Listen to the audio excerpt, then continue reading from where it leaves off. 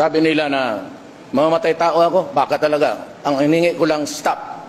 And I will fix government. Corruption must stop.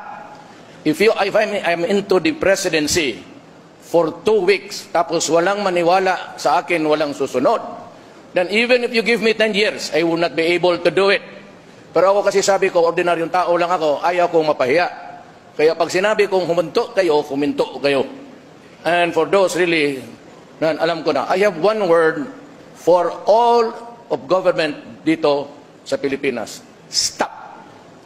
S-T-O-P. Just stop. Just obey the law. And for the civilians, wala kong hingin. Sabi nila, may extrajudicial killing. It's not that, it's really the interest of the country. Gagawin ko po yan.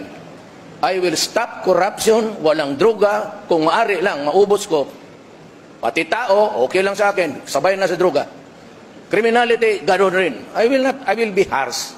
And I'm warning you about in the horizon the coming of terrorism. Pareho yan. But I have to talk to the Mindanao people for peace. Hindi ito makaya kung anong-anong usapan o gera